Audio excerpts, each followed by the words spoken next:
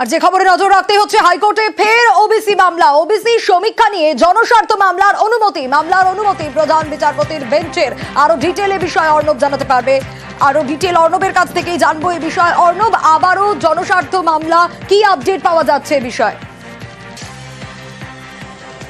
এখন নতুন করে জনস্বার্থ মামলা অনুমতি পেলেন মামলাকারী অমলচন্দ্র দাস, যার করা মামলা থেকে কিন্তু গত বছর মে মাসে রাজ্যের প্রায় 12 লক্ষ ওবিসি সার্টিফিকেট বাতিল হয়েছে। সেই অমলচন্দ্র দাস নতুন করে আজ প্রধান বিচারপতি ডিভিশন বেঞ্চে এলেন, তার আইনজীবীর মাধ্যমে দৃষ্টি আকর্ষণ করলেন এবং তার যুক্তি যে সমীক্ষা হচ্ছে ওবিসির তালিকা তৈরির নামে, এই সমীক্ষাটাই আইন বিরুদ্ধ, এই সমীক্ষাটাই বাতিল করতে হবে, সমীক্ষাটা বন্ধ করতে হবে বা তার উপর স্থগিতাদেশ জারি করতে হবে। কারণ ওবিসি এ এবং ওবিসি বি এই যে মোট 114 মধ্যে একটা অমিট হয়েছিল, অর্থাৎ মোট 113টা। এই 113টা যে সম্প্রদায় রয়েছে ওবিসি এ এবং বি এর তালিকা, সেটা হাইকোর্ট বাতিল করেছে।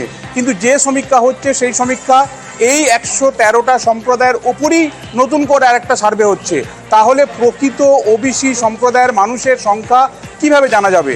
যদি এ রাজ্যে প্রায় 9.5 কোটি মানুষ রয়েছে, এই মানুষের মধ্যে, সমস্ত জনসংখ্যার মধ্যে যদি সমীক্ষা করে ওবিসি খোঁজা না হয়, তাহলে প্রকৃত যারা দাবিদার ওবিসির তারা বাদ পড়বে।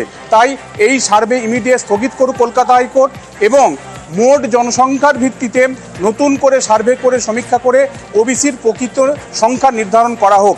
এবং এই মামলা দায়েরের অনুমতি দিয়েছে প্রধান বিচারপতি ডিভিশন বেঞ্চ এবং মামলা দায়েরের প্রক্রিয়া প্রায় সম্পূর্ণ, খুব শীঘ্রই মামলা শুনানির জন্য আসবে। কিন্তু অত্যন্ত গুরুত্বপূর্ণ যেটা, কয়েকদিন আগেই সুপ্রিম কোর্টে বিচারপতি গাভইয়ের বেঞ্চে যখন এই মামলা, যেটা এর আগের মামলা ছিল, যেটা রাজ্য সরকার, এক্ষেত্রে রাজ্য সরকার নয়, রাজ্যের ওবিসি যে ডিপার্টমেন্ট রয়েছে তারা আপিল করেছিল, সেই আপিলে তারা কিন্তু 3 মাস সময় সুপ্রিম কোর্টের কাছ থেকে নিয়েছে এই সমীক্ষাটাকে কন্টিনিউ করার জন্য।